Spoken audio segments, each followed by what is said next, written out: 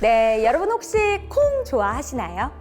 콩은 쌀이 부족한 식물성 단백질과 지방의 중요한 공급원으로 우리가 매일매일 섭취하는 간장이나 된장 같은 이 전통식품의 원료이기도 합니다.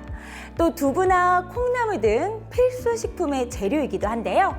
한국인의 식탁에서 결코 빼놓을 수 없는 이 콩 재배 기술 지도와 재대책 기술 지도 자료로 활용이 되고 있는 이 콩 생육 상황조사 요령에 대해서 오늘 알아볼 수 있는 시간 준비해봤습니다. 오늘 저와 함께 콩에 대해서 자세한 이야기 해주실 연구사님부터 먼저 소개해보도록 하겠습니다. 연구사님 안녕하세요. 안녕하세요. 네, 연구사님 먼저 자기소개 좀 부탁드릴게요. 네, 안녕하십니까. 저는 국립식량과학원 생산기술개발과에서 농업연구사로 일하고 있는 박재성이라고 합니다. 자, 연구사님 오늘 이 콩에 관련된 이야기를 좀 들려주실 예정이시잖아요. 가장 궁금한 거는 우선 콩을 좋아하시는지 어느 정도나 좋아하시는지 먼저 듣고 싶어요. 저는 콩을 좀 많이 좋아하는 편인데요. 네. 그 이유는 이제 콩이 맛도 좋고 두 번째로는 제가 콩에 대해서 연구를 네. 하고 있다 보니까 콩을 상당히 애정하고 있습니다. 근데 이 콩 재배와 기술 지원을 위해서 매년 실시하고 있는 조사가 있다는 거는 오늘 처음 듣는 얘기거든요. 어떤 조사를 좀 실시하고 있을까요? 네, 콩 파종 후부터 수확하기 전까지 주기적으로 각 시군농업기술센터 담당자가 조사하는 콩 생육 상황 조사인데요. 네. 조사 결과는 시군농업기술센터에서 신속히 집계 분석하고 조사일을 포함해 2일 이내에 국가농작물 병해충 관리 시스템에 입력합니다.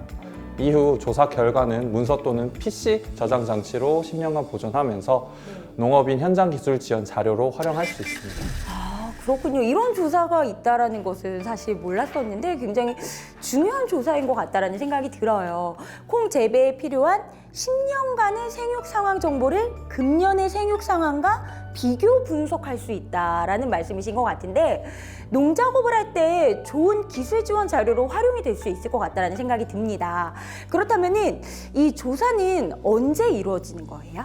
네, 콩 생육 상황 조사는 매년 6월 16일부터 9월 16일까지 매월 1일과 16일 2회에 걸쳐 총 7회 조사하는데요. 생육 상황 조사 기준일이 공휴일인 경우에는 전일이나 이길을 기준으로 조사하고 천재지변으로 인해 조사가 불가할 때에는 조사가 가능한 시점에서 최단 시일 내에 실시합니다.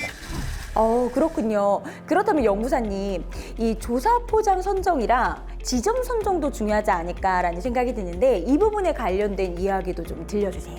콩 생육 상황 조사 포장은 일반 농가 포장이나 농업기술센터가 보유한 포장 중 조사 목적에 적합한 포장을 선정하여 활용하는데요. 네. 주산단지 또는 주 재배 지역의 재배 면적 등을 감안해 선정하고요. 네. 가능한 지난해에 조사한 포장이나 인근 포장을 선정해 전년과 평년의 생육 상황을 비교할 수 있게 합니다. 네.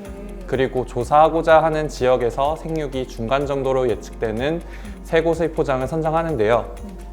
생육 상황 조사 지점은 포장의 전체적인 생육 상태를 확인해 생육이 균일한 지점 세 곳을 선정해 폴대로 표시한 다음 두세 번째 생육하고 있는 개체를 횡으로 조사합니다. 그리고 연중 동일한 지점에서 3회 반복적으로 조사해 평균치를 활용합니다.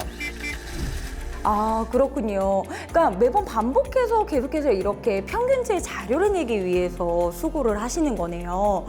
자, 그렇다면은 생육조사는 이 콩의 생육 상황 파악과 또 농업인 기술 지원 자료로 활용이 될 수 있다라고 말씀을 해주셨는데 시기별로 좀 어떤 항목들을 조사하고 계세요?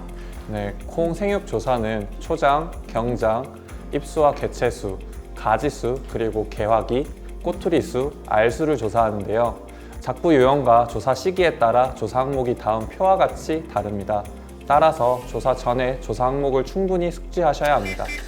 그렇군요.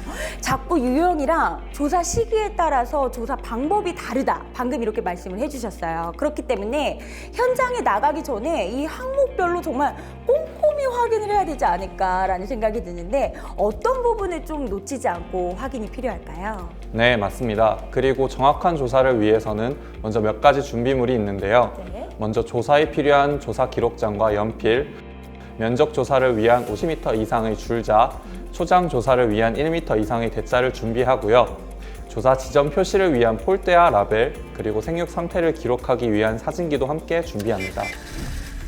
방금 연구사님께서 말씀해 주신 것들을 꼼꼼히 잘 기록을 해서 현장에 나가야지 놓치지 않고 잘 할 수 있지 않을까라는 생각이 듭니다. 자, 그렇다면은 이제 준비물로 어떻게 조사를 하면 될지 궁금해져요. 첫 번째로 초장과 경장의 조사인데요. 초장은 지면에서 가장 높이 있는 잎의 끝까지의 길이를 측정하고 경장은 지면에서 줄기의 끝까지 측정합니다. 이때 각각 10개 채를 조사해 평균값을 활용합니다. 두 번째, 잎수는 한 개체에 달린 모든 잎의 개수를 조사하는데요. 10개 채의 잎 수를 세어 평균값을 활용하고요. 세 번째, 개체수 조사는 1제곱미터의 면적에 개체수를 조사해 3개의 조사 지점의 평균값을 활용합니다. 네 번째로, 가지수는 분지 중 2개 이상의 절수를 가지는 가지를 말하는데요. 가지수 역시 10개 채의 가지수를 조사해 평균값을 활용합니다.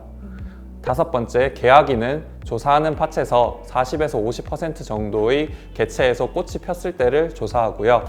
여섯 번째, 꼬투리 수는 한 개체에 달린 꼬투리 수를 조사하는데 10개 채의 꼬투리 수를 센 다음 평균값을 활용합니다. 마지막으로, 알수는 20개의 꼬투리에 들어있는 알수를 측정하는데요. 3개 조사 지점의 평균값을 활용합니다. 자, 그렇다면은 이때 병해충 여부도 굉장히 중요하지 않을까 싶어요. 콩의 경우 가장 문제가 되는 바이러스병, 검은 뿌리 썩은 병, 탄저병, 세균병, 전무늬병, 녹균병, 오종과 톱다리 개미허리 노린재, 콩 꼬투리 혹파리와 같은 해충 2종의 발생 상황을 생육 상황 조사와 병행에 총 7회에 걸쳐 모니터링을 하고 있습니다. 발생 정보 역시 국가농작물 병해충 관리 시스템 NCPMS에 입력 후 분석하여 현장 기술 지원 자료로 활용하고 있습니다. 자, 연구사님 그러면은 조사할 때 또 주의해야 할 점이 있다면은 어떤 게 좀 필요할지 이야기해 주세요. 콩 생육 상황 조사의 경우 조사 샘플 수가 적기 때문에 정밀 조사가 필요한데요. 먼저 생육 조사 전에 콩 포장 전체를 달간 조사해 생육 균일도를 파악하셔야 합니다. 조사할 때는 생육이 지나치게 작거나 큰 개체는 반드시 제외해야 합니다.